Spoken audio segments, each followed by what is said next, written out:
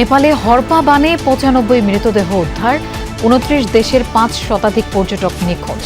বাংলাদেশের শোক, উদ্ধার ও ত্রাণ কাজে সহযোগিতার আশ্বাস প্রধানমন্ত্রী তারেক রহমানের। জনগণের সাথে সবসময় সততার পরিচয় দিয়েছে বিএনপি, দাবি ভারপ্রাপ্ত মহাসচিবের। জুলাই সনদ বাস্তবায়নের প্রতিশ্রুতি রাখেনি সরকার, অভিযোগ এনসিপি আহ্বায়কের।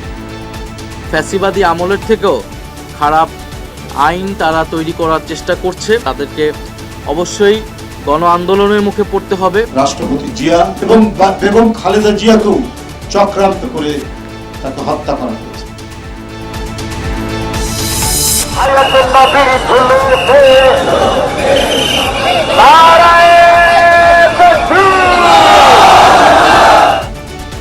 পবিত্র ঈদে মিলাদুন্নবী উপলক্ষে ঢাকা, চট্টগ্রাম সহ সারা দেশে বর্ণাঢ্য জশ্নে জুলুস, মহানবীর আদর্শে জীবন গড়ার প্রত্যয়। নবীর প্রতি শ্রদ্ধা এবং ভালোবাসা জানাতে ঈদে মিলাদুন্নবী জাশ্নে জুলুস ঈদে মিলাদুন্নবী পালন করতে এখানে অংশগ্রহণ করতে এসেছে। আসমান জমিন সবকিছু আমার নবী আগমনে খুশি ছিল, আর এই জন্য আমরা খুশি হয়ে ঈদে মিলাদুন্নবী পালন করি।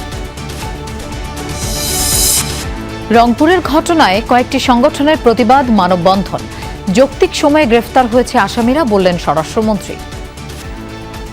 সেই ঘটনা সংঘটিত হওয়ার যৌক্তিক সময়ের মধ্যে সবাইকে আইনের আওতায় আনা হয়েছে।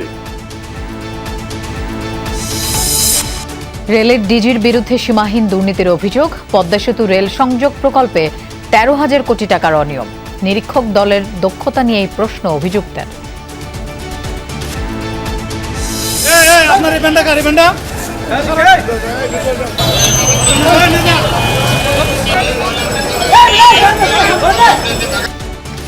রাজধানীর বাদামতলী ও বাবুবাজারে ডিএমপি ট্রাফিকের অভিযান, রাস্তা থেকে সরিয়ে দেয়া হলো দোকানপাট, অবৈধ পার্কিং এর জন্য জরিমানা।